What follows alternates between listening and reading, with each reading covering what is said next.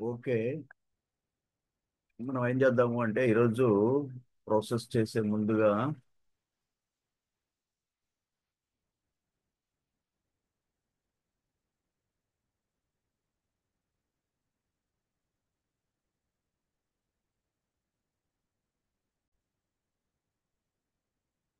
మా పద్మావతి అంటే ఏ ఏరియా అమ్మా?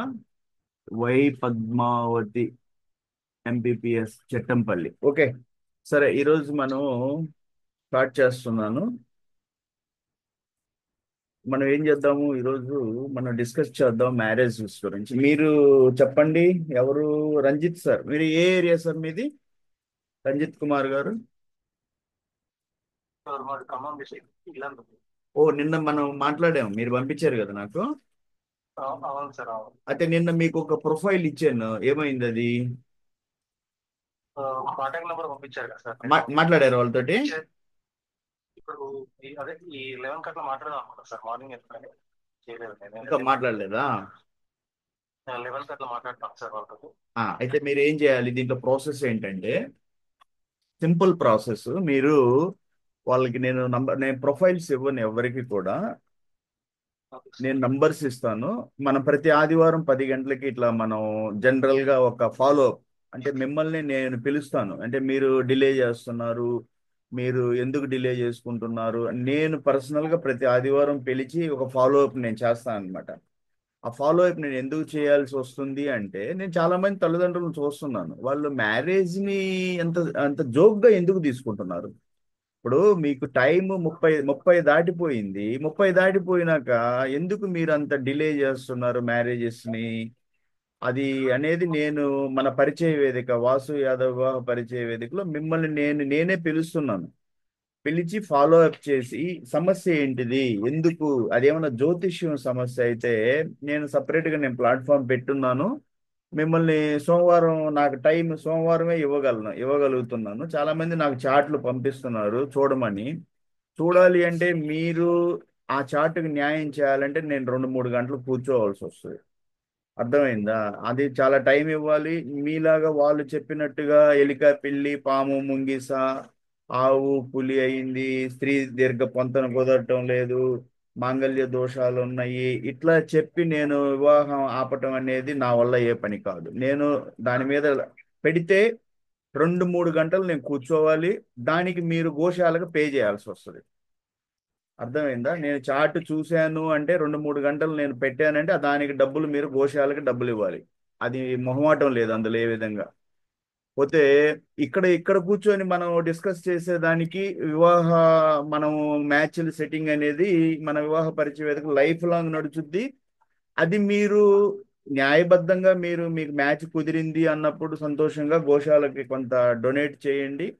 రెండోది వచ్చేసి, ఇప్పుడు సంవత్సరం నేను అడిగాను, ఈ సంవత్సరంలో స్టార్టింగ్ లో గడ్డి కొంటాము, అది మీకు మనసుకు వస్తే ఇవ్వండి, నేను బలవంతం ఏమీ లేదు ఇక్కడ.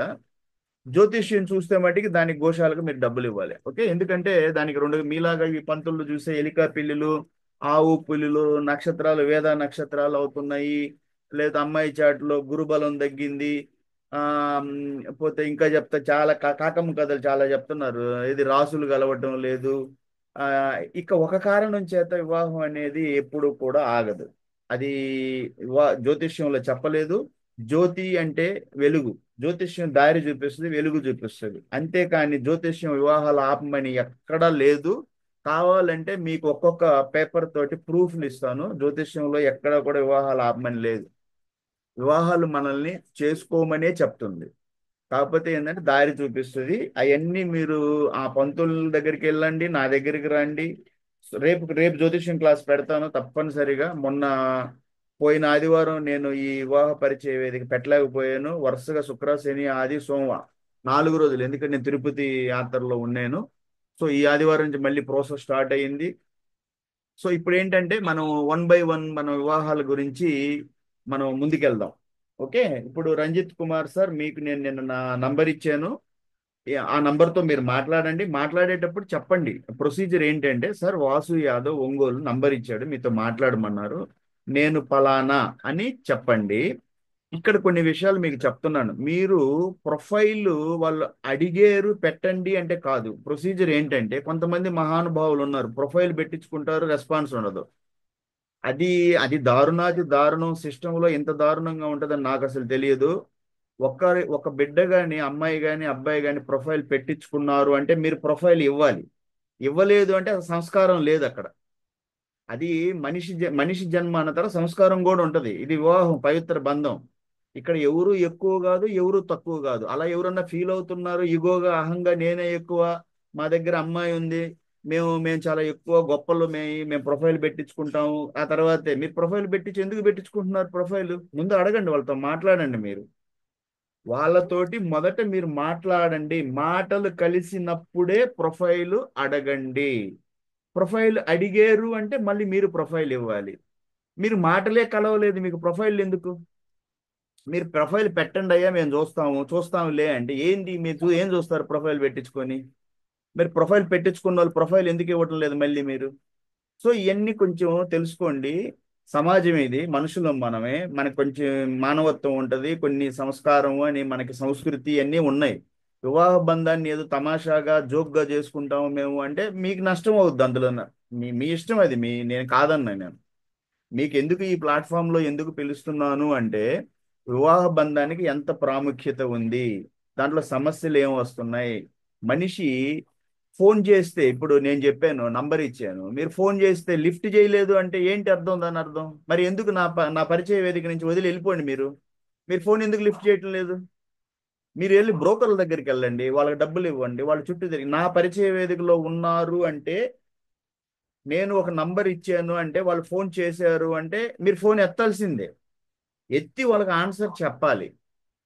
వాళ్ళు చెప్పారు వాసు యాదవ్, సార్ నేను వాసు యాదవ్ చెప్పాడు, పంపించాడు, మీతో మాట్లాడమన్నారు, నేను అబ్బాయి తండ్రిని లేకపోతే అమ్మాయి తల్లిని మాట్లాడుతున్నాను అంటే మీరు గౌరవంగా వాళ్ళతో మాట్లాడాలి. ఒక 5 నిమిషాలు అంటే మీకు జీవితంలో వాళ్ళతో ఒక 5 నిమిషాలు మాట్లాడడానికి కూడా సమయం లేదు, అంటే అంత బిజీగా ఉన్నారు మీరు. నేనేదో ఉచితంగా కూర్చొని మీకు ఎన్ని చేస్తా ఉంటే మీకు ఆ మాత్రం తెలియాలి కదా, గౌరవం ఇవ్వాలి కదా వాళ్ళకి. ఫోన్లు ఎందుకు ఎత్తరు? ఇది చాలా ఇది దరిద్రమైన స్థితి. మీకు కష్టంగా ఎవరికైతే ఉంటే వదిలేసేయండి గ్రూపు. వాసు యాదవ్ ఉచిత పరిచయ వేదికను వదిలేసుకొని మీరు ఎక్కడికైనా వెళ్ళిపోండి. వేరే బ్రోకర్ల దగ్గర డబ్బులు ఇవ్వండి, వాళ్ళ చుట్టూ తిరగండి. నా సంస్థలో ఉంటే కొన్ని రూల్స్ ఉంటాయి. ఇక్కడ ఫస్ట్ ఫోన్ ఎత్తాలి. ఎత్తిన తర్వాత ఒక 5 నిమిషాలు వాళ్ళతో మాట్లాడాలి గౌరవంగా. వాళ్ళు అసలు ఎందుకు ఫోన్ చేసుకొచ్చారు, ఎవరు బాబు మీరు, ఏంటిది అంటే వాళ్ళు చెప్తారు. నేను పలానా వాసు యాదవ్ నంబర్ ఇచ్చారు, ఓకే మంచిదయ్యా, ఈ చెప్పు ఏంటి విషయం? ఏం లేదండి, ఇట్లా నేను అబ్బాయి తండ్రిని మాట్లాడుతున్నాను, లేకపోతే అమ్మాయి తల్లిని మాట్లాడుతున్నాను, లేదా అమ్మాయి తండ్రిని మాట్లాడుతాను, ఇట్లా మా దగ్గర అమ్మాయి ఉందో అబ్బాయి ఉంది. మంచిది చెప్పండి సార్. అడుక్కున్నారు ఇద్దరు, ఒకరొకరితో మాట్లాడుకోని ఒక 10 నిమిషాలు అబ్బాయి విషయాలు అమ్మాయి విషయాలు ఓకే సార్ మంచిది అంతా బాగుంది. ఇప్పుడు నేను అబ్బాయి తండ్రిని కాబట్టి నేనే ప్రొఫైల్ పెడతాను. ఎందుకంటే నేను అమ్మాయిది పెట్టమని ఎప్పుడు చెప్పలేదు ఈ రోజు కూడా. అమ్మాయి గల్లోళ్ళు కాబట్టి అమ్మాయి వాళ్ళు పెట్టరు, ముందు అబ్బాయి వాళ్ళు పెడతారు. అయితే అబ్బాయిది పెట్టించుకునేటప్పుడు మీరు ఇష్టపడి పెట్టించుకుంటున్నారు కాబట్టి మీరు ప్రొఫైల్ ఇవ్వాలి వాళ్ళకి. లేదు మీకు మాటలు నచ్చలేకపోతే అక్కడే కట్ చేసుకోండి. అంతేగాని మీరు ప్రొఫైల్ ఏంటి నేను చూస్తాను, నేను ఏదో 10 రోజుల తర్వాత మీకు ఫోన్లు కూడా ఎత్తానంటే మీరేం ఇక్కడ పెద్ద ఇది కాదు. ఎవరు ఇక్కడ ఎక్కువ కాదు తక్కువ, అందరూ సమానమే. అమ్మాయి సైడ్ వాళ్ళైనా పెద్ద ఎక్కువ కాదు, అబ్బాయి సైడ్ వాళ్ళైనా ఎక్కువ కాదు. అలా ఎక్కువ తక్కువ మీ దగ్గర ఉంటే దయచేసి గ్రూప్ వదిలేసేయండి. వదిలేసి మీ ఇష్టం ఎక్కడికైనా తిరుగుతారు, చెప్పులు అరిగిందాక తిరగండి, నాకేం బాధ లేదు. మీరు చేసుకోండి, ఎవరు మీకు నచ్చిన వాళ్ళు చేసుకోండి, నాకేంది బాధ ఇక్కడ. నా సంస్థలో ఉన్నారు అంటే నా రూల్స్ ఇది కరెక్ట్, మీకు ఈ పద్ధతి కూడా చెప్తున్నాను. ఎందుకంటే నేను చాలా మందితో నేను చూసున్నాను. ఎంతమందిని చూసినా వాళ్ళ దగ్గర ఏంటి, ఆ అసలు వివాహం అంటే ఏంటి? ఫోన్ చేస్తే మాట్లాడాలి, పద్ధతిగా మాట్లాడాలి, వాళ్ళతోటి గౌరవంగా మాట్లాడుకొని ఉమ్, ఆ ప్రొఫైల్ తీసుకున్న తర్వాత మన ప్రొఫైల్ వాళ్ళకి పెట్టి ఆ తర్వాత దాన్ని ప్రాసెస్ ముందు తీసుకెళ్ళాలి. చాలా మంది నా దగ్గర ఎన్ని కంప్లైంట్లు వస్తూ ఉన్నాయి సార్, వాళ్ళు ఫోన్ లిఫ్ట్ చేయరు సార్. ఎందుకు లిఫ్ట్ చేయరు మీరు ఫోన్లు? లిఫ్ట్ చేయని కాడికి మీ దగ్గరికి 20 మ్యాచ్లు పంపించి ఉపయోగం ఏంది మీ దగ్గరికి? ఎందుకు పంపించాలి మేము 20 మ్యాచ్లు మీ దగ్గరికి? ఎందుకు వదలరు మీరు? నేను యాడ్ చేశాను. నేను ఎందుకు యాడ్ చేశానంటే సరేలే మన వాళ్ళు మన యదువంశము, వాళ్ళు మన వాళ్ళు కాబట్టి నేను దొరికిన ప్రతి ఒక్క యాదవ సోదరుడు సోదరిమణి అందరి నంబర్లు యాడ్ చేశాను ఇందులో. దొరికిన ప్రతి ఒక్కరిది యాడ్ చేశాను. యాడ్ చేయలేదు లేదు. వాళ్ళు నాతో ఫోన్లు చేసి మాట్లాడారు, నాకు గౌరవం ఇచ్చారు, నాతో సరిగా మాట్లాడలేదు, ఇవన్నీ నాకు అనవసరం. వాళ్ళు యాదవులు అంతే. నాకు వాళ్ళు ఎక్కడోళ్ళైనా, ఉభయ రాష్ట్రాల్లో ఎక్కడోళ్ళైనా వాళ్ళని యాడ్ చేశాను. వాళ్ళకి నేను మా నంబర్లు, వాళ్ళు నా సండే పరిచయ వేదిక వచ్చినా రాకపోయినా ప్రతి ఆదివారం 10 గంటలు నాతో కలిసి మాట్లాడకపోయినా మా గోశాలకు వాళ్ళు దానం చేశారు, చేయకపోయినా కూడా నేను వాళ్ళకి ఏం చేశాను, వాళ్ళకి మ్యాచ్లు పంపించాను. మ్యాచ్లు పంపించినప్పుడు అది ప్రాసెస్ చేసుకోవాలి కదా. మీరు ఎక్కువ ఎక్కువ ఆలోచనలు పెట్టుకొని ఎక్కువ, మీకు ఇది చాలా, ఇది వివాహ వ్యవస్థకు చాలా కష్టమైన స్థితి. అది ఎక్కువ ఆశపడటం, అది కూడా ఎక్కువ ఆశపడినంత మాత్రం దొరకదు. ఇది ఎప్పుడు దొరుకుద్ది అంటే దానికి వయసు ఒక లిమిట్ ఉంటుంది. లిమిట్ దాటిపోయి మీరు తిరుగుతూ ఉన్నారు, మేము ఇంత కావాలి అంత కావాలి అంటే ఎవరు ఇవ్వరు అంతే. మీ మీ టైం వేస్ట్ అవుతుంది. 30 దాటిపోద్ది, 33 34 అయిపోతారు, అసలు ఎవరు తర్వాత పట్టించుకొని కూడా పట్టించుకోరు. కాబట్టి కరెక్ట్ గా ఉండండి, కరెక్ట్ గా మీరు చేసుకోండి, లేకపోతే ఇబ్బంది పడతారు, మీరే ఇబ్బంది పడతారు. నెక్స్ట్ చూద్దాం ఎవరు. ఇప్పుడు చల్లా పద్మావతి, ఏమైందమ్మా చెప్పు, ఏమైనా అవుతున్నాయా, వర్కౌట్ అవుతున్నాయా? హలో. హలో. చెప్పమ్మా, ఏమైనా వర్కౌట్ అవుతున్నాయా? ఏంటంటే రాజలక్ష్మి గారి నెంబర్ ఇచ్చారు, కాల్ చేశాను, నిన్న మాట్లాడాము. ఏం చెప్పింది ఆమె? వాళ్ళు అదే వాళ్ళు అంటే వాళ్ళు కొంచెం కట్నం ఎక్కువలో ఉన్నట్లున్నారు. ఎంత ఎంత అడుగుతున్నారు? వాళ్ళకి వాళ్ళ అమ్మాయికి 50 సవర్లు బంగారం పెట్టాలని ఉన్నారంట. వాళ్ళ అమ్మాయికి నాకు పెడతారండి? కావాలి, వాళ్ళు పెట్టాలని ఉన్నారు. మా ఇంటికి వచ్చే అమ్మాయి కూడా అవి తెచ్చుకోవాలని ఉంటది కదా అని ఉన్నారు. ఇప్పుడు 50 సవర్లు అంటే సవర్ వచ్చి 80 వేలు. అవునండి. అప్పటికి 40 ఓన్లీ బంగారమే కావాలంటున్నారా, ఇంకేదన్నా కట్న కానుకలు ఇంకేదన్నా ఇంకా ఎక్కువ, అంటే ఇప్పుడు బంగారం కాకుండా కూడా అడుగుతున్నారా? మంది వస్తున్నారంట. కోటి రూ పొలము అంత ఇస్తాము అన్ని చెప్పాను. అంటే అంత కదమ్మా, ₹1,00,00,000 దాకా అంటే ఇప్పుడు ఏంటి, బంగారం అన్ని కలుపుకొని ₹1,00,00,000, లేకపోతే బంగారం కాకుండా కూడా ₹1,00,00,000? అయితే నువ్వు అడగవా? ఇప్పుడు నువ్వు తల్లివి, నువ్వు నీ వివాహానికి వెళ్ళావు, నువ్వు ఎన్ని ముసుగులో గుద్దులాటేంది, నువ్వు నాకు తెలియకపోతే నువ్వు మరి ఎందుకు? వాళ్ళే అప్పుడు ఆమె బంగారమే అడిగింది, ఇంకా ఇప్పుడు ₹1,00,00,000 అంటే బంగారం కలుపుకొనే, లేకపోతే ఇంకేదన్నా అవన్నీ అడగవా? మాకు ఏంటంటే మాకు అది అంటే మేము అంత అది మేము 20 సవర్లు అయితే పెట్టాలంటున్నాం. ఇంకా కావాలంటే పెట్టుకుంటామేమో కానీ వాటి ముందు చెప్పటం ఇదే కదా అని చెప్పాను నేను. అట్ట కాదమ్మా, మీ అందరికి నేను ఈ ప్లాట్ఫామ్ లో ఈ అందరికి చెప్పేది ఏంటి ఒకటి తెలుసుకోండి. ఈ ఇచ్చిపుచ్చుకునేది ఏంటి అంటే, ఇది కట్న రూపంలో ఎవ్వరు ఇవ్వరు. స్త్రీధనం, ఆమెకి ఆ తల్లిదండ్రుల ఆస్తిలో వాటా ఇస్తారు. అది మీరు అడిగి తీసుకోండి. అది కూడా అమ్మాయి పేరు మీదే ఉంటది. అబ్బాయికి అసలు కానీ తల్లిదండ్రులకు ఎవరికి సంబంధం లేదు. వధువుకి తండ్రి వాటాలో స్త్రీధనం, అది కూడా అమ్మాయి పేరు మీదే ఇస్తారు. ఎవరైనా పొరపాటున మాకిస్తారు, అయ్యో వాళ్ళ దగ్గర మూట వస్తుంది, ఆ మూట అంతా మాకిస్తారు కావాలా అని ఎవరైనా అబ్బాయి సైడ్ వాళ్ళు అనుకుంటే అది మీ అమాయకత్వం. ఎందుకంటే ఇది ఆస్తి హక్కులో మన వారసత్వ చట్టాలు అంటే, మీ అందరికి తెలుసు, ఇది మహానుభావుడు ఎన్టీ రామారావు గారు స్త్రీకి ఆస్తి హక్కులో వాటా ఇచ్చారు. అది పివి నరసింహారావు గారు చట్టం చేశారు. అది మీరు అమ్మాయి దగ్గర నుంచి కట్న రూపంలో ఏదన్నా ఆశిస్తున్నారు అంటే దాన్ని వరకట్నం అనే పేరు మార్చుకోండి. అది స్త్రీధనం. ఆ తండ్రి తన బిడ్డకి తన ఆస్తిలో వాటా ఇస్తున్నాడు. అది ఆ అమ్మాయికే ఇస్తారు. మీరేదో మాకు కోట్లు ఇస్తాయి, 2 కోట్లు ఇస్తారు ఆశపడి పడినా కూడా, వాళ్ళు ఇచ్చినా కూడా మీకు రాదు. అది ఆ అమ్మాయికి వస్తుంది. అది ఆ అమ్మాయికి ఆస్తిలో వాటా కింద.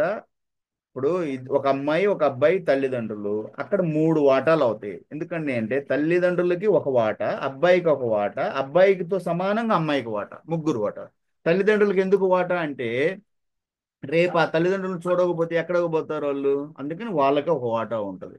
వాళ్ళు ఎవరు చూస్తే వాళ్ళకి. అంతేగాని అబ్బాయికి అమ్మాయికి వాటా, ఇక తల్లిదండ్రులకు వాటా లేదు. కొంతమంది తల్లిదండ్రులు మరీ దరిద్రంగా ఉంటారు. ఎట్లా అంటే అమ్మాయికి ఏమి ఇవ్వకుండా అంత అబ్బాయికే కట్టబెడతాను అని అంటాడు. అలాంటప్పుడు తెలివి చెప్పి ఆ అమ్మాయికి వాటా వస్తుందండి, అది స్త్రీధనం కింద మీరు ఇవ్వాలి. నేను ఇవ్వను, మొత్తం అబ్బాయికి ఇస్తాను అంటే అది ఎట్లా కుదరదు. ఎందుకనంటే అబ్బాయికి ఇస్తే అంతా, రేపు ఆ అబ్బాయి ఈ తల్లిదండ్రులు చూడకపోతే ఈ తల్లిదండ్రులు ఎక్కడ పోవాలి? అమ్మాయి దగ్గరికి పోవాలి. అమ్మాయి భర్త ఏమంటాడు? మీ నాన్న నాకేమన్నా ఇచ్చాడా? ఇప్పుడు తీసుకున్నాడు కదా మీ అన్న మొత్తం ఆస్తి అంతా, అతను ఎందుకు చూడ్డు? చూడ్డు, అతని ధర్మం లేదు అతని దగ్గర, అతను చూడ్డు. అప్పుడు ఏమది? వీళ్ళు ఎక్కడికి పోవాలి? వృద్ధాశ్రమంలోకి వెళ్తారా? అమ్మాయి దగ్గరికి వెళ్తారు. అమ్మాయి దగ్గరికి వెళ్తే అమ్మాయి భర్త అడుగుతాడు, మీ నాన్న నీకేమన్నా ఇచ్చాడో? ఇవ్వలేదు, మరి మేమెందుకు చూడాలంటారు. అందుకని ఈ తలకాయలు ఎప్పుడు లేకుండా తల్లిదండ్రులకు ఒక వాటా. అంతేకాని నా నా సంస్థ తరపున, నా లక్ష్మీనారాయణ కృష్ణ ఫౌండేషన్ వాసు యాదవ్ ఉచిత వివాహ పరిచయ వేదికలో ఎవరైనా మాకు కట్నం కావాలి అంటే అది వాళ్ళు ఇచ్చినప్పుడు అమ్మాయికి వాటా కిందే వస్తుంది, స్త్రీధనం ఆ అమ్మాయి పేరు మీదనే ఉంటది. అది బంగారం ఇచ్చినా, భూములు ఇచ్చినా, ప్లాట్లు ఇచ్చినా ఆ అమ్మాయికి స్త్రీధనం ఆ అమ్మాయి పేరు మీదే ఉంటుంది. ఇది మీరు గుర్తుపెట్టుకోండి. ఎవరైనా మీరు మీ ఇష్టం, ఎక్కడికైనా మీరు వచ్చేసి మేము మేము అడుగుతున్నాం, మేము తీసుకోండి, మీరు తీసుకోండి, వాళ్ళు ఇస్తే నేను కాదన్ను. అది నేను మట్టికి నా సంస్థలో చెప్పేది ఏంటంటే వాళ్ళకి తెలివి చెప్తా ఉన్నాను. అమ్మాయికి స్త్రీధనంగానే ఇస్తారు సార్, అట్లాగే ఇవ్వాలి. అంతేగాని మీరు వాళ్ళకి ఇచ్చేసారు, రేపు అవన్నీ వాడేసుకున్నారు, ఖర్చు పెట్టుకున్నారు, మీరు ఇప్పుడు అమ్మాయిని వెళ్ళిపోమంటే ఎటు వెళ్ళిపోద్ది? ఇప్పుడు మీరు అంటారు, మేము మేము మాకు మా కట్నం కింద వరకట్నం మా హక్కు, మాకు మీరు ఇస్తే మేము తీసేసుకుంటాం, మొత్తం మీరు తీసేసుకుంటాం, మీరు రాపించుకుంటారు. రేపు అమ్మాయిని సరిగా చూసుకోరు, చూసుకోకపోతే ఏం చేయాలి? అప్పుడు మేము ఎక్కడికి పోవాలి? అందుకనే ఆ అమ్మాయి పేరు మీదే ఉంటది. రేపు అటు ఇటు అయినా కూడా ఆస్తి ఎక్కడికి పోదు కదా, అమ్మాయి పేరు మీదే ఉంటది. కాబట్టి ఇవన్నీ మీరు తెలుసుకోండి. తల్లిదండ్రులు న్యాయబద్ధంగా వెళ్ళండి, ధర్మబద్ధంగా వెళ్ళండి. ఇది జీవితం. మనం ఎంత న్యాయంగా వెళ్తే మన పిల్లలకి అంత మంచి జరుగుద్ది. మనం ఏదో అటు ఇటు పరిగెడదాం అంటే అది తప్పు అవుతుంది. వాళ్ళు ఇస్తారు, మీరు తీసుకోండి, అడగండి. ఇవ్వనోళ్ళని అడిగి తీసుకోండి. ఆ అమ్మాయికి ఆ అమ్మాయికి వాటా వస్తుందండి, తండ్రి వాటాలు, అది ఎందుకు ఇయ్యరు మీరు? అంతా మీకు అబ్బాయికి ఇస్తారని అలాంటి వాళ్ళతో మేము ఎందుకు పెళ్లి చేసుకుంటాం? తలకాయ నొప్పి కదా. అది విషయం. ఓకే. సో అయితే నెక్స్ట్ ఏంటి? అయితే మీరు ఒక పని చేయండి అమ్మా, ఏం చేస్తానంటే మీరు, సరే మీరు వర్కౌట్ కాకపోతే వేరేది ఇస్తాను, సరేనా? ఆ, సరే ఆ, అండి. సరే మరి నెక్స్ట్ వచ్చేసి అమ్మా విఎఫ్ కళ్యాణి, ఏమైంది మీది? అబ్బాయి, మీ అబ్బాయికి చెప్పమ్మా. మీరు మీరు జ్యోతిష్యం చూడమన్నారు, నేను చాలా బిజీ అయిపోయాను. అవునండి, అవును. మీకు చెప్పాను కూడా, జ్యోతిష్యం చూపించుకుంటే గోశాలకు డబ్బులు ఇవ్వాలి, ఎందుకంటే 2-3 గంటలు నేను కూర్చోవాలి. అవును. ఆ 2-3 గంటలు నా సమయం పెట్టాలంటే మా గోశాలకి జ్యోతిష్యానికి డబ్బులు ఇవ్వాలి. అది క్లియర్ అని అందరూ చెప్తున్నా. ఈ వివాహ పరిచయ వేదికలో మీకు మ్యాచ్ సెట్ చేసినందుకు ఏమి డబ్బులు ఉండవు. కాకపోతే మానవత్వంగా మా గోశాలను నడుపుతున్నాము, అది మీ అందరికి చెప్పాను. మిమ్మల్ని ఎంతో మందిని గో సంరక్షణ సమితిలో భాగం చేశాను. నాకు బాధ ఏంటంటే యదువంశ సోదరులు సోదరీమణులు ఎవరైనా కూడా, ఎక్కడోళ్ళైనా, ఉభయ తెలుగు రాష్ట్రాల్లో ఎక్కడోళ్ళైనా, వాళ్ళు ఏ శాఖ వాళ్ళైనా కావచ్చు, ఆలా శాఖ అవ్వచ్చు, పూజ శాఖ అవ్వచ్చు, ఎర్ర శాఖ కావచ్చు, పాకనాటి ఏ శాఖ అయినా కూడా, యాదవులు గోవుల్ని వధశాలలకు పంపిస్తున్నారని నాకు తెలిసినప్పుడు మనసు ఎంత బాధేసిందంటే, మన సంస్కృతి ఏంది, మన సంప్రదాయాలు ఏంది, మన యదువంశం, క్షత్రియ వంశ చంద్రవంశ రాజులు, మనకేం కరం పట్టింది మన మన గోవుల్ని, మనం గోశాలని మనం చెన్నైకి వధశాలకి ఎక్కించి పంపించేది? అంత దరిద్రం ఎక్కడ పెట్టింది మనకి? కాలక్రమేణా, కాలానుగుణంగా రోజులు మారాయి, నేను ఒప్పుకుంటాను. మనిషి కాలక్రమేణా మనిషి ఏం చేయాలి? కాలక్రమేణా కాలం మారుతా ఉంది. అతను సంపాదనలో సిటీకి వెళ్తా ఉన్నాడు, నా దగ్గర గోవులు ఉన్నాయి, చూసుకోలేకపోతున్నాను, నేను ఎప్పుడో ఉదయం వెళ్తాను, సాయంత్రం వస్తాను, ఉద్యోగరీత్యా నేను, అంటే డిమాండ్లు, ఆర్థిక పరంగా నాకు సంపాదన కావాలి, పిల్లల్ని ఎక్కువ చదివించుకుంటున్నాను, ట్యూషన్ ఫీజులు, కాలేజీ ఫీజులు ఎక్కువైనాయి, ఈ గోవులు నేను ఉంచుకోలేను అన్నప్పుడు మీరేం చేస్తారు? ఎవరి కొరకు అమ్మేస్తారు. కానీ అమ్మేసినప్పుడు వాళ్ళు వాటిని ఎక్కడికి పంపిస్తారో మీకు మీకు తెలియదు కదా, ఎక్కడికి పంపిస్తారు అనేది. అందుకని మీ అందరిని నేను రిక్వెస్ట్ చేసేది ఏంటి అంటే, మీ దగ్గర గోవులు ఉన్నాయి అంటే మా చాకిచర్ల గోశాలకు పంపించండి.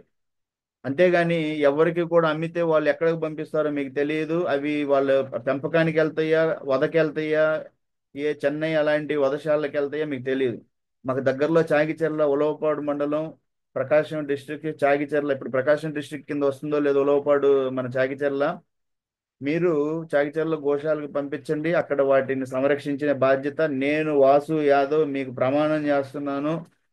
అది ఒక్కరి వల్ల నడవటం లేదు. అది మైసూరు దత్తపీఠం వాళ్ళు నడుపుతా ఉన్నారు, మీ అందరికీ తెలిసే ఉంటది. కానీ మనమందరం కూడా చేతులు వేస్తే, తలా ఒక చేతి వేస్తే, చేయేస్తే ఆ గోశాలని బ్రహ్మాండంగా మనం ఆ మన గోవులను సాక్కోవచ్చు. మీరు ప్రతి సంవత్సరం చాగుళ్ళ మీదుగా వెళ్ళినప్పుడు గోశాలను మీరు సందర్శించండి, గోవులతో కొంత సమయం గడపండి. ఓకే, మీరు కూడా గో పదార్థాలు గోమయం అని, ఓకే, గోమయం అంటారు, పేడని గోమయం అంటారు, గోమూత్రం అంటారు, గోగవ్యం అంటారు. గోగవ్యం అంటే ఐదు ఐదు వస్తువులు, గో వస్తువులతో తయారు చేయబడింది గోగవ్యం. అంటే గోమూత్రం, గోవు పేడ, గోమయం, పోతే నెయ్యి, పెరుగు, పాలు, వీటితో చేసే గోగవ్యం అంటారు. గోవులను గౌరవించండి, గోశాలను సందర్శించండి, మీ కుటుంబాల్లో మంచి జరుగుతుంది. యదువంశానికి గో సంపద మొదటి నుంచి కూడా మనకు అవినాభావ సంబంధం ఉంది గోవులతోటి. మనము యాదవులు మీ గోవుల్ని వధశాలలకు పంపించకూడదు. అలాంటి ఎవరన్నా పొరపాట్లు చేస్తా ఉంటే వదిలేయండి. అలాంటి తప్పు బతకడానికి దేవుడు మనకి ఏదో ఒక రూపం చూపిస్తాడు, ఏదో ఒక దారి చూపిస్తాడు. అంటే నేను ఒప్పుకుంటాను, కాలక్రమేణా మీరు కాలం మారుతా ఉంది. ఆ ప్రకారం మీరు కూడా ఏ ఉద్యోగరీత్యా అక్కడికి వెళ్ళిపోతున్నారు. అప్పుడేం చేస్తారు? ఈ గోశాలలు లేవు, అప్పుడేం చేస్తారు? మీరు ఎవరికొరికి అమ్మేస్తారు. కాబట్టి అది మీ తప్పు కాదు. కానీ ఇప్పుడు ఏంటంటే నేను చెప్తున్నా, మనకు దగ్గరలో గోశాల ఉంది, అక్కడ మీరు అక్కడికి పంపించుకుంటే మీకు మీ గోవులను అక్కడ సంరక్షించబడతాయి. సరే, నెక్స్ట్ ఏంటంటే మనము మీకు అన్ని మనం ప్రతి ఒక్కసారి ఎన్నిసార్లు మాట్లాడుకున్నా కూడా, నేను ఎన్నిసార్లు చెప్పినా మీకు మ్యాచ్లు అనేవి సెటప్ ఎందుకు కావు అంటే చాలా విషయాలు చెప్పాను. ఎన్ని విషయాలు చెప్పాను? చెప్పమ్మా, హలో. చెప్పమ్మా, చెప్పు. నెంబర్లు ఇచ్చారు కదండి, మీరు 2 నెంబర్లు ఇచ్చారు కదండి. ఇచ్చాను.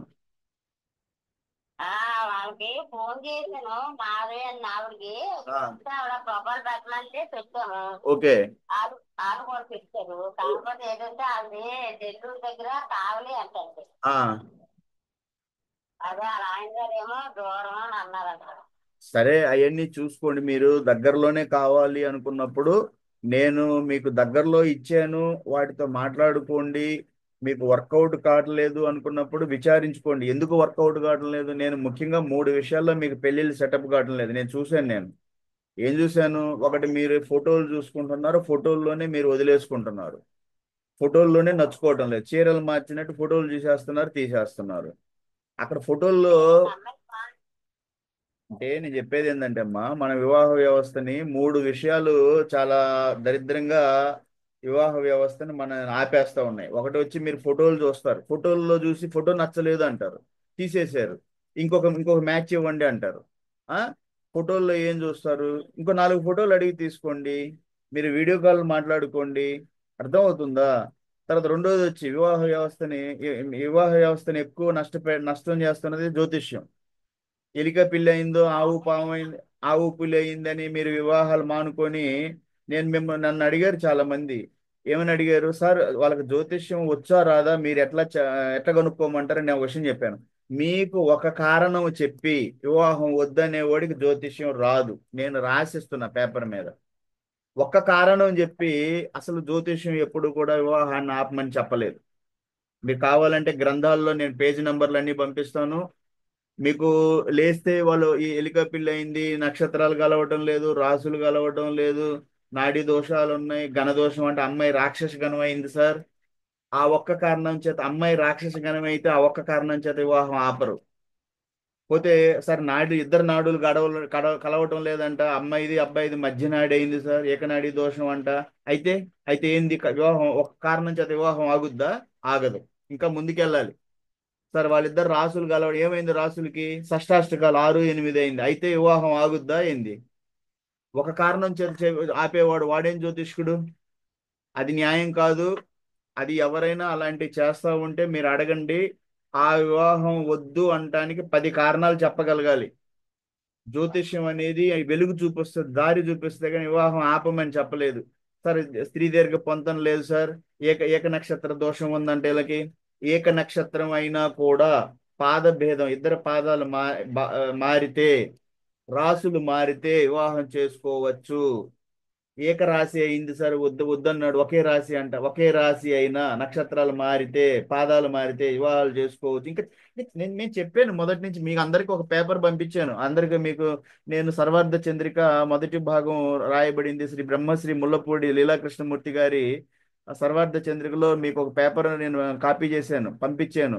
కొన్ని వీడియోలు చేశాను. టైం దొరికినప్పుడల్లా ఇవన్నీ చెప్తాను. వీటన్నిటి మీద ఏక నక్షత్ర దోషం అయితే ఏమవుద్ది, ఏం కాదు, చేసుకోవచ్చు. ఎందుకు చేసుకోవచ్చు కూడా చెప్తాను వీడియోల్లో. సరే, మాకు స్త్రీ దీర్ఘ పొంతన లేదంట. మీకు మీకు 8 పొంతలను, మీకు అష్టగుణ కూటమిలో 8 పొంతల గురించి చెప్తున్నారు. అసలు పొంతలను చూడాలంటే 18 కూటములు అయ్యి 18 కూటములు ఉంటాయి. అందులో రజ్జో దోషము, మహేంద్ర పొంతన అని, స్త్రీ దీర్ఘ పొంతన అని, పోతే స్వగోత్ర పొంతన అని, ఈ 8 పొంతనలు కాక ఇంకా ఇలా పొంతనలు ఇంకా ఉన్నాయి. అవన్నీ చూస్తే మీరు అసలు పెళ్లి కాదు. ఎందుకంటే మిమ్మల్ని ఇంకా భయపెట్టేస్తారు. 8 కూటములకే మిమ్మల్ని తాట తీసి మీకు అసలు పెళ్లి కాకుండా చేస్తా ఉన్నారు ఇక్కడ. అసలు వివాహాన్ని నాశనం చేశారు 8. ఈ వర్ణ కూటమి, వశ్య కూటమి, తారా కూటమి, యోని కూటమి, ఘన కూటమి, గ్రహమైత్రి, రాశి కూటమి, నాడి కూటమి, 8 కూటములకే మీకు పెళ్లిళ్ళు కాకుండా ఆవు పిల్లి, ఆవు పులి, ఎలిక పిల్లి, పాము ముంగేసి చేసి మీ పెళ్లిళ్ళు జడగొట్టేశారు సగం. పోతే కొత్త కొత్త పదాలు, మీ మొన్న ఒక ఆమె ఉంది వియ్యపు కళ్యాణి, ఆమెకి చెప్పారంట ఏమని, సార్ స్త్రీ దీర్ఘ పొంతన కలవటం లేదు. ఓకే, స్త్రీ దీర్ఘ పొంతన అంటే ఏంటిది? అమ్మాయి నక్షత్రాన్ని నుంచి అబ్బాయి నక్షత్రానికి లెక్కేస్తారు. 13 నక్షత్రాలకు పైన ఉంటే మంచిదంట. 13 నక్షత్రాల కింద 7 పైన ఉంటే మధ్యమం, మీడియంగా ఉంటారు. 7 నక్షత్రాల కింద ఉంటే బాగులేదు, అది వివాహం వదిలేస్తారు. అది ఒక కారణం. అలా కుదరదు, 10 కారణాలు చెప్పాలి. అసలు మీకు నేను సర్వార్థ చంద్రిక 78వ పేజీ కాపీ చేసి చాలా మంది గ్రూపులో పెట్టాను. అందులో రాసి ఉన్నారు, గుణపొంతన చూడకూడదు వివాహానికి. ఎప్పుడు చూస్తారు? ముందేం చూడాలి? జాతకం చూడాలి. జాతకంలో ఏం చూస్తారు? ఏం చూస్తారు జాతకంలో? గ్రహ బలాలు చూడాలి, భావ బలాలు చూడాలి. గ్రహాల్లో ఏ ఏ గ్రహాలు చూడాలి? గురు శుక్ర కుజులు చూడాలి. అమ్మాయికి అయితే, మామకైతే మన రవి, రవి అంటే సూర్యుడు చూడాలి. అత్త అంటే శుక్రుడు చూడాలి. అమ్మాయి మానసిక చంద్రుడు చూడాలి. సప్తమ స్థానాధిపతిని చూడాలి. ఎందుకంటే భర్త స్థానం, అమ్మాయి చాట్లో భర్త స్థానం, అబ్బాయి చాట్లో భార్య స్థానం. ఆ? అమ్మాయి చాట్లో కుజుడిని చూడాలి, కుజుడు భర్త కింద. అబ్బాయి చాట్లో శుక్రుడిని చూడాలి. సప్తమ లగ్న లగ్న బలం ఎలా ఉందో చూడాలి. ఇవన్నీ 2, 5, 7, 8, 9 భావాలు చూడాలి. 2 అంటే ధనస్థానం, 5 అంటే పుత్రస్థానం, 7 అంటే కలత్ర స్థానం, అదే భర్త భార్య స్థానం, 8 ఆయు స్థానం, 9 భాగ్య ఏ చూస్తారు. ఇవన్నీ చూడకుండా నేరుగా వెళ్ళి 8 కోటాలు పట్టుకొని ఎలిక పిల్లి, ఎలిక పిల్లి, పాము ముంగిస, ఆవు పులి ఇవన్నీ దేంట్లో వస్తాయి? యోని కూటంలో వస్తాయి. అయితే ఏమవుతుంది? ఒక ఒక అమ్మాయి పులి అయింది, అబ్బాయి ఆవు అయితే ఏమవుతుంది? వైరు జంతువులు అంట. అయితే ఏమవుద్ది? ఒక కారణం, ఆ ఒక కారణం చేత దానికి వచ్చే పాయింట్లు ఎన్ని? దాని 4 పాయింట్లు. 36లో 4 పాయింట్లు పోతే ఇంకా ఉన్నాయి కదా. సర్వార్థ చంద్రిక 78వ పేజీ మీకు అందరికి పంపించాను. దాంట్లో రాసి క్లియర్ గా రాసి ఉంది, గుణకూటమిలి అసలు మొదట చూడరు. మొదట ఏం చూస్తారు? గుణకూటములు కాదు చూసేది. మొదట చూసేది జాతకము. అంటే లోపల చాటులోకి వెళ్ళి అబ్బాయి అమ్మాయి గ్రహ బలాలు ఎలా ఉన్నాయి, భావబలాలు ఎలా ఉన్నాయి, దోషాలు ఎలా ఉన్నాయి, దోషాలకు మినహాయింపులు ఎలా ఉన్నాయి. ఆ తర్వాత గుణకూటమి. ఆ గుణకూటమిలో కూడా సర్వార్థ చంద్రిక 78 పేజీలు రాసిన 13 గుణాల కన్నా తక్కువ వస్తే అప్పుడు ఆలోచించాలి. ఈ రోజు 18 గుణాలు వచ్చినా కూడా వద్దంటున్నారు. మీరెవరు వద్దంటానికి? మీకు మీరంటే బ్రహ్మశ్రీ ముల్లపూడి లీలాకృష్ణమూర్తి శాస్త్రి కన్నా గొప్పోళ్ళ మీరు ఇప్పుడు వచ్చిన వాళ్ళ, ఇప్పుడు చెప్పే జ్యోతిష్యం చెప్పేవాళ్ళు? అంటే గ్రంథాలు బృహత్ పరాశర శతకం రాసి ఉన్న దానికన్నా మీరు గొప్పోళ్ళ? ఇదంతా ఏంటంటే ఇది చాలా తప్పు. ఇది న్యాయం కాదు. బ్రతకటానికి ఎన్నైనా చేయొచ్చు, కానీ పెళ్లి చెడగొట్టడం అనేది మహా పాపం. మీరు పాపం మూటగట్టుకుంటున్నారు వచ్చిరాని జ్యోతిష్యంతో. జ్ఞానం అనేది భగవంతుడు, తల్లి శ్రీ బాలా త్రిపుర సుందరి దేవి అమ్మ నేర్చుకోమనింది. మీరు నేర్చుకోండి. అంతేగాని ఇంకా వచ్చేసరికి మీకు ఇంకొక విషయం చెప్పదలుచుకున్నాను. నా దగ్గరికి చాలా కేసులు వస్తున్నాయి ఈ జ్యోతిష్యం మీద. ఉదాహరణకి మొన్న ఈ మధ్యన తిరుపతి, చిత్తూరు ఆ ఏరియాల నుంచి ఒక కేసు వచ్చింది. అక్కడ ఏంటంటే ఈ పాత పంచాంగాలు ఉంటాయి, 100 సంవత్సరాల పంచాంగాలు. ఈ పంచాంగాలకి ఈ ఆధునిక యుగంలో కంప్యూటర్స్ చేసే క్యాలిక్యులేషన్స్ చాలా డిఫరెన్స్ వస్తుంది. 2-3 గంటల డిఫరెన్స్ వస్తుంది. ఎందుకంటే ఈ ఈ కాలం అంటే టైం కన్వర్షన్ లో పాత పంచాంగాలు తయారు చేసిన ఇప్పుడు రకరకాల మీ అందరికీ తెలుసు ఆంధ్రపత్రిక పంచాంగం అని, తుని ఏరియా వాళ్ళది నేమాని వారి పంచాంగం అని, తిరుపతి చిత్తూరు మన ఆ సైడ్ వేరే పంచాంగం నడుస్తుంది. ఈ పంచాంగానికి ఒక పంచాంగానికి సంబంధాలు ఉండటం లేదు. ఒక పంచాంగంలో చెప్పిన గ్రహ గ్రహస్థితి ఒక రాశిలో ఉంటే, నక్షత్రం ఒక రాశిలో ఉంటే అది వేరే వేరే పంచాంగంలో ఇంకొక రకంగా వస్తూ ఉంది. ఈ కేవలం నక్షత్రాలు మారినందువల్ల ఈ యోనికూటంలో జంతువులు మారుతాయి. ఎందుకంటే ఒక నక్షత్రం మారాలి అంటే దాదాపు ఒక 3 గంటలు ఇట్లా టైం అవుతుంది. ఈ 3 గంటల్లో ఈ పంచాంగాలు ఒకదానికి ఒకదానికి పొంతన లేనందువల్ల పాత పంచాంగాలు వంద సంవత్సరాల క్రితం రాసి 100 సంవత్సరాలకు ఉంటాయి ఆ పంచాంగాలు. ఆంధ్రపత్రిక పంచాంగము అని, నేమాని వారి తుని పంచాంగం, తిరుపతి వాళ్ళ పంచాంగం, ఇవన్నీ ఒకదానికొకటి మ్యాచ్ కావు.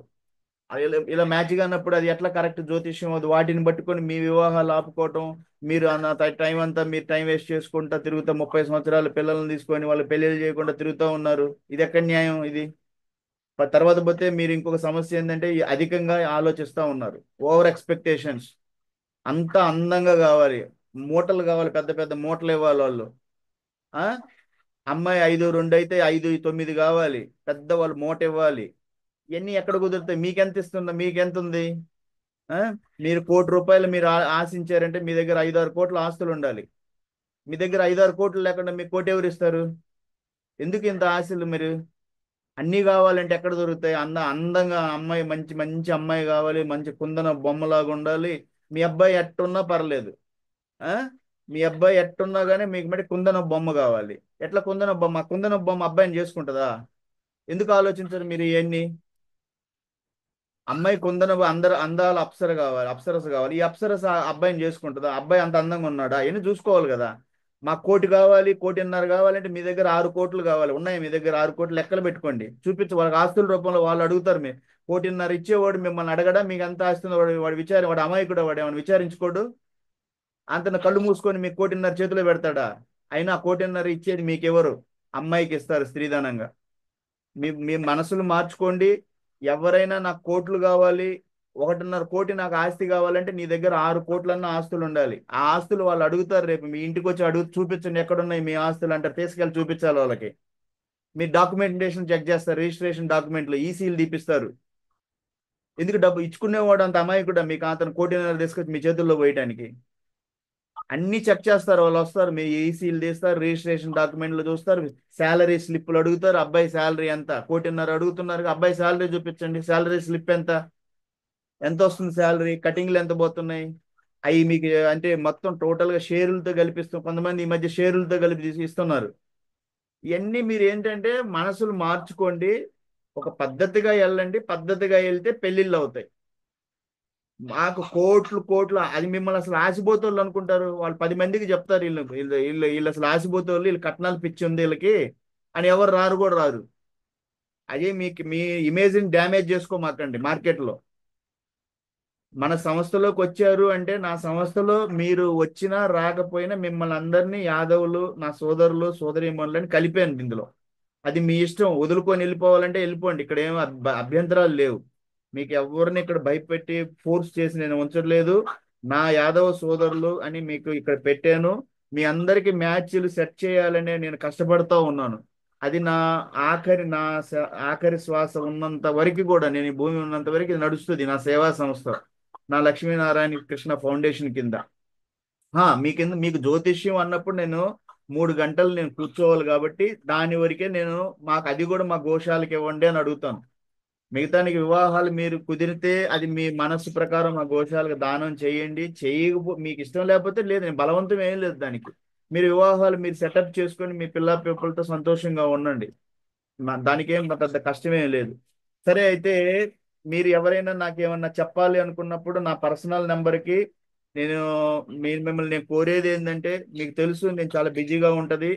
నేను ఈ మధ్యన నిన్న ఈ వారం కూడా నేను శుక్ర శని ఆదివారం క్లాసులు కూడా పెట్టలేకపోయినా, ప్రోగ్రామింగ్ మీద కోడింగ్ క్లాసులు. పోతే ఎందుకు పెట్టలేకపోయాను, నాకు కొన్ని బిజీ అయిపోయాను. ఆ, ఆదివారం మనం ఈ 10 గంటలకు కలవటం ఉంటుంది. సోమవారం సాయంత్రం, రేపు సాయంత్రం జ్యోతిష్యం ఉంటుంది. శుక్ర శని ఆదివారం కోడింగ్ క్లాసులు ఉంటాయి. మళ్ళీ ఈ మధ్యలో గో సంరక్షణ, గడ్డి గడ్డి మేనేజ్మెంట్ చేసుకోవాలి. ఇది సీజను, ఈ ఆఫ్ సీజన్ అయిపోయింది అంటే మనకేమవుద్ది అంటే ఇంకా గడ్డి రేటు పెరిగిపోద్ది. సరే, ఒకసారి ఈ ఈ సందర్భంలో నేనేందంటే మా గో సంరక్షణ సమితికి డబ్బులు ఇచ్చిన మహానుభావుల్ని ఒక్కసారి వాళ్ళ పేర్లు పలకరించుకోవటం చాలా ఇంపార్టెంట్ అని నేను భావిస్తున్నాను. నేను వాళ్ళని ఒకసారి చదివిన తర్వాత మళ్ళీ మనం అందరం ఒకసారి మాట్లాడతాను నేను మీ అందరితోటి. గో సంరక్షణ సమితిలో ఇంతవరకు మనకి డబ్బులు ఇచ్చిన మహానుభావులు మేమందరం కూడా మా శ్రీ లక్ష్మీనారాయణ కృష్ణ ఫౌండేషన్ తరపున, మా వాసు యాదవ్ ఉచిత వివాహ పరిచయ ఒంగోలు తరపున, శ్రీ బాలా త్రిపుర సుందరి దేవి జ్యోతిష్యాలయం ఒంగోలు తరపున, నా వాసు సార్ ఉచిత ప్రోగ్రామింగ్ క్లాసుల తరపున, ఈ చాగిచెర్ల గో సంరక్షణ సమితి తరపున వీళ్ళందరికీ ఈ గోమాత సంరక్షణ కార్యక్రమానికి మీ అందరూ అందించిన మద్దతుకి హృదయపూర్వక కృతజ్ఞతలు తెలియజేస్తూ, మీరందరూ మా గో సంరక్షణలో మాకు మీరంతా మీ మీ దాతృత్వం ప్రేరణగా నిలుస్తుంది. వీళ్ళందరిలో ఆ మా దాతలు ఎవరు అంటే, మీరు ఎవరైనా వార్షిక విరాళ దాతలు ప్రతి సంవత్సరం ఇవ్వాలి అంటే నాతో చెప్పచ్చు. నేను ప్రతి సంవత్సరము ఈ గోశాలకి నేను వార్షిక విరాళ దాతగా నేను వాసు యాదవ్ ప్రతి సంవత్సరం 6,000 నేను ఇస్తానని ప్రామిస్ చేశాను. మిగతా గొప్ప దాతలు ఎద్దనపూడి భాస్కర్ గారు ఒంగోలు 5,000 రూపాయలు ఇచ్చారు. గోపిదేశ నాగార్జున గారు పెద్ద పలకలారు గుంటూరు 2,200 ఇచ్చారు. కాట్రు శ్రీనివాసరావు గారు ఏలూరు 5,000 ఇచ్చారు. శశిశేఖర్ సాదం గారు మూల్పూర్ గుంటూరు 5,000 ఇచ్చారు. ధనియాష్కులు వెంకటరావు గారు బాపట్ల, ఆయన 5,000 ఇచ్చారు. మన నెల్లూరుకి చెందిన మునిశంకర్ గారు దుబాయ్ లో ఉన్నారు, 3,816 రూపాయలు. పులికొండ శ్రీలక్ష్మి గారు 1,000 రూపాయలు ఇచ్చారు. మర్రిపోయిన శ్రీనివాసులు గారు కావలి 3,000 రూపాయలు డొనేట్ చేశారు మా గోశాలకి. మద్దా రమేష్ గారు 3,000 రూపాయలు. చల్లా సాయి శ్రవంతి గారు వాలేటిపాడు టంగుటూరు 2,000 రూపాయలు ఇచ్చారు. పద్మావతి హరే సముద్రం గారు అనంతపూర్ 1,000 రూపాయలు ఇచ్చారు. ఆరాధ్యులు శ్రీనివాసులు గారు ఒంగోలు ఈయన 2,116 ఇచ్చారు. వడ్లమూడి మాధవీలత కావలి 1,300 రూపాయలు ఇచ్చారు. శాతల మధుసూదన్ రావు గారు భద్రాచలం 500 రూపాయలు ఇచ్చారు. బి అశ్విని గారు హైదరాబాద్ 500 రూపాయలు ఇచ్చారు. ఎం మాధవీలత గారు కావలి 500 రూపాయలు ఇచ్చారు. సంజయ్ గారు కావలి 500 రూపాయలు. జయలక్ష్మి గారు కావలి 500 రూపాయలు. రమాదేవి మోడిపోయిన చీరాల, కానీ వీళ్ళు ఒంగోలులో ఉంటున్నారు, బిఎస్ఎన్ లో చేస్తున్న చెల్లి 5,000 రూపాయలు ఇచ్చారు. మేకల శ్రీరాములు అడ్వకేట్ గారు నరసరావుపేట 5,000 రూపాయలు ఇచ్చారు. శాతల శ్రీను గారు చాకిచెర్ల వెళ్తే కానీ వీళ్ళు పాలవంచిలో ఉంటున్నారు, ఈ బాబు 1,000 రూపాయలు ఇచ్చారు. గోకర్ల రామారావు గారు నందిగామ మన గుంటూరు డిస్టిక్ మాస్టర్ గారు టీచరు, ఈయన 5,000 రూపాయలు ఇచ్చారు.